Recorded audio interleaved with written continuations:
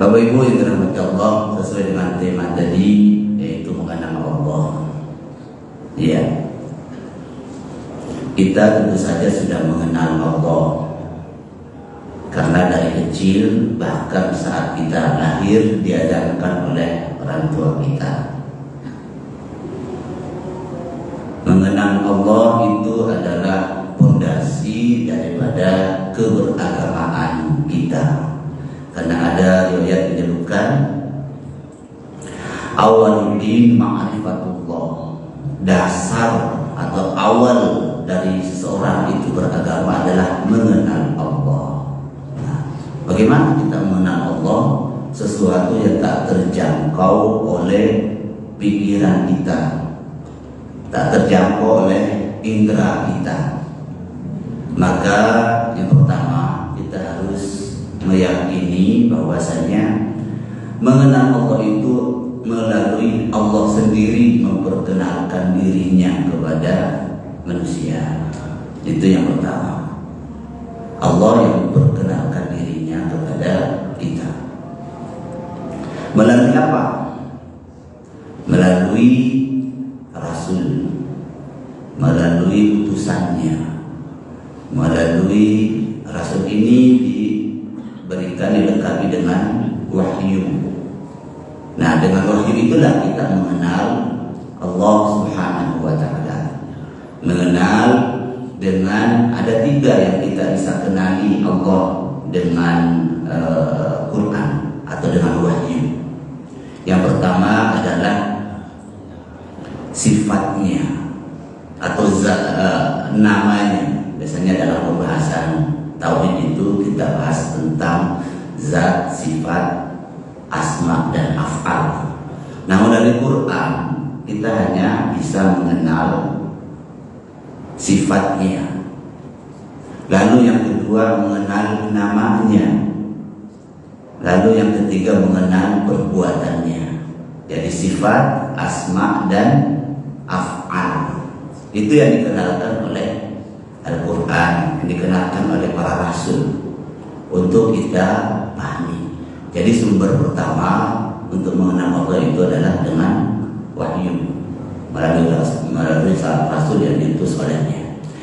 Nah, para ulama untuk memperkenalkan Allah ini dengan sifatnya ada membagi yang namanya sifat 20. Ini untuk bisa kita cerna secara logika, karena Allah itu adalah berbeda dengan makhluk.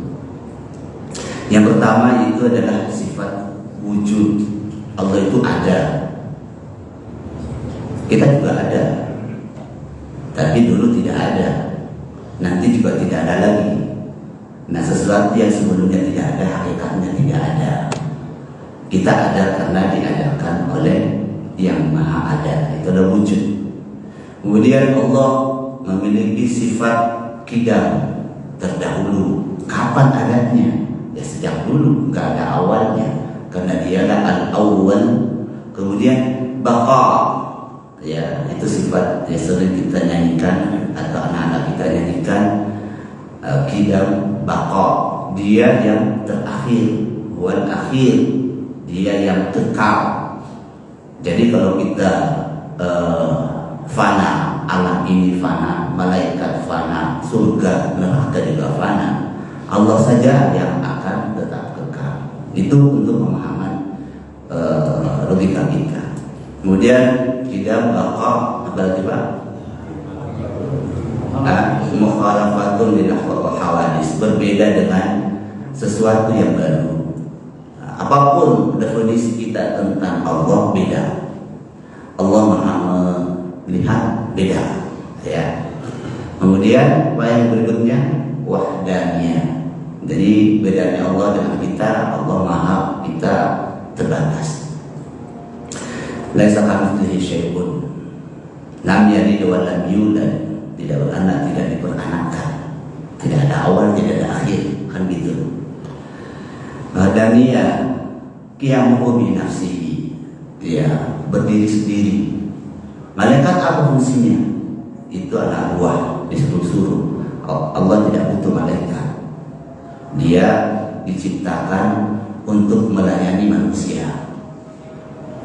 Untuk melayani manusia dengan mengkondisikan seluruh alam semesta ini untuk bisa melayani manusia. Kemudian manusia itu hanya untuk melayani Allah, berkhidmat kepada Allah Subhanahu wa ta'ala. Jadi Allah tidak butuh dengan apapun, termasuk para malaikat, termasuk para rasul, termasuk kita yang butuh Allah Subhanahu wa ta'ala. Ada tadi kidam baqa, wujud kidam baqa, mufrad bil harisi, wahdaniyah, qiyamuhu bi nafsi. Ya, sudah 6. Itu namanya sifat salbiyah. Kemudian ada sifat ma'ani. Ya, yang pertama itu qudrah, kekuasaan. Bukan maha kuasa, kekuasaan itu sifatnya Allah. Iradah, kehendak, itu sifatnya Allah. Qudrah, iradah, ilmu, kehidupan, itu sifatnya Allah. Jadi semua yang hidup itu sebetulnya mendapatkan tiupan dari sifat hayat dari Allah Subhanahu wa ta'ala. Kemudian berikutnya ilmu, pengetahuan. Kita semua punya pengetahuan, tapi itu adalah sifatnya Allah. Sekarang kita buktikan bahwa itu pengetahuan yang kita miliki, bukan kita yang membuat, menciptakan, mengadakan. Karena nanti kalau kita mau tes habis kajian ini, kita bisa tanya. Tentu masing-masing kita beda pengetahuannya, karena bukan kita yang punya pengetahuan, yang menyimpan itu juga bukan kita. Allah yang meletakkan dalam pemahaman. Kita hanya mendatangi pintu-pintunya melalui menghadiri majelis ini. Kemudian sama pendengaran. Ya, semua yang mendengar itu ada sifat Allah di situ. Bahasa, penglihatan, kalam, pembicaraan atau ucapan. Nah, itu 7 sifat ma'ani. Kemudian ada sifat ma'nawiyah. Kaunuhu qadiran, yang maha kuasa. Kaunuhu muridan, yang maha berkehendak. Kaunuhu hayyun, yang maha hidup. Kaunuhu aliman, yang maha mengetahui. Kaunuhu sami'an, yang maha mendengar. Basiran, mutakalliman, bisa maha melihat, berbicara. Nah, ini sifat yang dilekatkan kepada Allah Subhanahu wa ta'ala. Siapa yang buat? Yang merumuskan ulama, tetapi sumbernya dari Quran. Karena kita tidak boleh nambah-nambahin sifat kepada Allah yang tidak disebutkan oleh Quran, karena bisa keliru memberikan nama. Misalnya Allah Maha Berani, memang Maha Berani, ya. Tapi berarti kan kalau Allah Maha Berani, berarti ada sesuatu yang ditakuti. Orang berani itu kan biasanya ada ditakuti. Ternyata dia berani. Nah, itu nggak pas. Nah, itulah sifat-sifat Allah. Nah, ada sifat yang ditiupkan, kan Allah wa nafakhtu fihi min ruhi, aku meniupkan bagian daripada ruhku. Ulama menjelaskan bahwa yang dimaksud ruhnya Allah di sini adalah sifatnya. Nah, ada tadi 7 sifat yang Allah tiupkan, sifat ma'ani namanya. Tadi apa? Qudrah, iradah, ilmu, hayat, sama basar, kalam. 7 itulah yang kemudian fahafihi liruhi wa ja'ala lakum sam'a wal absara wal sam'a wal basara wal fu'ada wa ja'ala wa nafakha fihi min ruhihi wa ja'ala lakum sam'a wal absara wa afidatan qalilan ma tashkurun. Kemudian ada afidah, ya. Jadi tiupan tadi itu bahasa manusia. Tiupan itu bahasa manusia, bahasa Arab. Itu untuk mencerminkan bahwasanya kalau kita meniup balon itu, dengan balon itu tidak ada jarak dengan diri kita. mulut kita itu terhubung langsung. Kalau tidak akan masuk udara pada badan.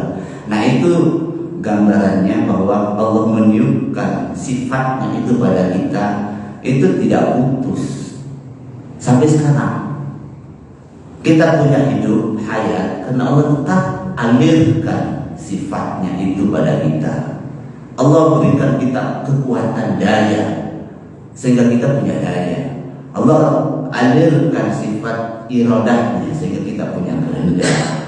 Allah alirkan sifat pengetahuannya atau ilmunya sehingga kita punya pengetahuan. Dan itulah menjadi ruh, ya. Itu menjadi ruh bagi kita. Dan itulah kemudian dibungkus oleh jasad, ya, dibungkus oleh jasad. Sehingga dari sini kita bisa mengetahui bahwasanya kita manusia ini tidak berjarak sama sekali dengan Allah, tapi kita juga bukan Tuhan, karena itu hanya sifat, belum zat. Tuhan itu adalah zatnya. Nah, itu ada 20 sifat. Kemudian yang kedua yang bisa kita ketahui selain sifat itu namanya.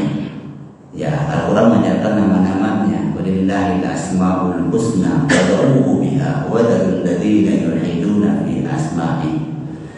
Allah memiliki nama-nama terbaik, maka panggillah Allah, serulah Allah dengan nama-nama itu.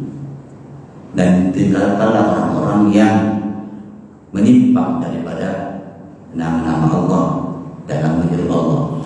Jadi Allah itu nama dan 99 lagi yang lainnya yang terbaik. Allah punya nama banyak sekali, ya. Jadi Asmaul Husna itu nama untuk apa? Untuk kita jadikan media untuk memanggil menyeru Allah. Karena kita tidak bisa memanggilnya dengan tanpa nama. Manusia saja tidak bisa dipanggil tanpa namanya. Kalau kelihatan kita bisa begini, kasih isyarat, ya kan? Tapi kalau tak kelihatan gimana kita manggilnya? Nah itu, jadi yang butuh nama itu bukan Allah, yang butuh nama itu manusia. Karena dengan nama itulah dia memanggil, menyeru, berdoa kepada Allah Subhanahu wa Ta'ala. Nah, zatnya Allah bukan nama, itu yang bernama. Nama kan label, ya. Jadi ada tiga, ada dua, sifat, nama, dan yang terakhir itu adalah af'al, perbuatan. Perbuatan Allah itu semua yang terindra oleh kita, yang terlihat oleh kita. Selain Allah itu adalah perbuatannya. Yang makhluk ini semuanya adalah perbuatan menunjukkan kebenarannya. Bapak Ibu yang dirahmati Allah, itu yang media pertama atau dua media yang Allah siapkan buat kita untuk mengenalnya, yaitu dengan wahyu, yang kedua dengan akal, dengan logika. Apakah kita sedang mengenal Allah dengan sebenarnya? Nah ini pertanyaan. Kalau Allah itu kita sebut saja tadi sifat Allah itu maha hidup, ya kan? Ada yang hidup. Tapi Allah sudah mengunci bahwa memang banyak yang hidup, tapi laisa kamitslihi syai'un, tidak ada yang berbeda, tidak ada yang menyamai. Laisa lam yakul lahu kufuwan ahad, tidak ada yang setara dengan Allah satu pun. Jadi kalau kita mengenal adanya yang namanya hidup, tidak, itu berarti selagi dia sama dengan yang lain, maka dia bukan Tuhan. Nah itu, tapi itu penting pemahaman kita. Jadi kita berangkat dari pemahaman dulu. Datang Rasul dengan kitabnya, kemudian Allah melengkapi kita dengan akal. Itu kemudian kita mempelajari inna fi khalqis samawati wal ardi wa ikhtilafil laili wan nahar la ayatin li ulil albab, bahwasanya dalam penciptaan langit dan bumi, pergantian siang dan malam, adalah ayat-ayat tanda-tanda. Nah, itu tanda-tanda berarti tanda-tandanya yang bisa kita ketahui. Keteraturan alam ini, malam ada, siang ada malam, ada bumi ada langit dengan segala keteraturannya. Tumbuhan bisa dari biji, benih, tumbuh, dia terbuka. Kalau kita secara logika tidak mungkin benih itu membuka kelopaknya sendiri atau kulitnya untuk bisa tumbuh. Nah, itu semua menunjukkan ada yang menghidupkan. Tapi tetap saja ketika kita memperhatikan, kalau kita nonton film TV Discovery, dari benih tumbuh kemudian menjadi pohon, dari pohon kemudian dia berbunga, kemudian berbunga berbuah, buah nanti ada bijinya. Itu kan berproses. Kita sebutnya sebagai alamiah. Secara alami bergerak, secara sunatullah bergerak. Tapi pasti ada yang menggerakkan. Nah, itu memerlukan perenungan. Makanya orang yang memahami penciptaan langit dan bumi bergantian siang dan malam itu adalah orang yang ulil albab, yang mempunyai hati, yang mempunyai pikiran, ya, akal budi. Siapa mereka? Alladzina yadhkurunallaha qiyaman wa qu'udan wa 'ala junubihim wa yatafakkaruna fi khalqis samawati wal ardh. Mereka itulah orang-orang yang berzikir kepada Allah dalam keadaan berdiri, duduk ataupun berbaring, sembari wa yatafakkaruna fi khalqis samawati wal ardh, sembari bertafakkur tentang penciptaan langit dan bumi. Nah, kalau tadi tafakkur itu menggunakan akal, itu kan baru bisa menangkap tanda-tandanya. Tadi la ayatin liulil albab, akan menjadi tanda-tanda keberadaan Allah, tanda-tanda kekuasaan Allah, bukan Allahnya, ya kan? Nah, lalu bagaimana kita mengenal siapa pemilik nama ini? Kan gitu. Allah memberikan fasilitas satu lagi yang hanya diberikan pada manusia dan jin. Malaikat pun tidak diberikan. Karena kenapa tidak diberikan? Karena hanya manusia dan jin yang diperintahkan untuk menyembah, dan yang bisa menyembah kepada Allah itu yang punya potensi untuk mengenal Allah. Ya, wa ma khalaqtul jinna wal insa illa liya'budun. Aku tidaklah menciptakan jin dan manusia kecuali untuk menyembah. Nah, menyembah ini kan harus kenal, ya, harus kenal. Lalu dengan apa manusia dan jin mengenal Allah? Allah memberikan yang namanya hati nurani. Hati nurani ini adalah media penghubung kita dengan Allah Subhanahu wa Ta'ala. Wadah, atau kalau dibawa ini simbolik Pak ya Ibu, itu hati nurani itu adalah tahtanya, singgasananya Allah di dalam diri kita. Hati nurani inilah yang tahu mana baik, mana salah. Hati nurani inilah yang tahu mana Tuhan, mana setan. Nanti kapan kalau wadah dari hati ini yang namanya qalbu, ya, itu dibersihkan, ya, itu dibersihkan. Kapan hati itu bersih? Kapan hati itu bersih dikatakan bersih? Hati itu dikatakan bersih kalau sudah bergantung kepada Allah, ya, bergantung kepada Allah. Kapan disebut bergantung kepada Allah? Yaitu seperti halnya kita dalam kehidupan, seorang anak bergantung kepada orang tuanya untuk rezekinya, kehidupannya, sekolahnya. Nah, kita bergantung kepada Allah dan kita percaya semua tadi itu kan Allah yang berikan kehidupan, kekuatan, pengetahuan, penglihatan, pendengaran, perasaan, penciuman. Semuanya itu Allah yang berikan. Pengetahuannya kita sudah punya.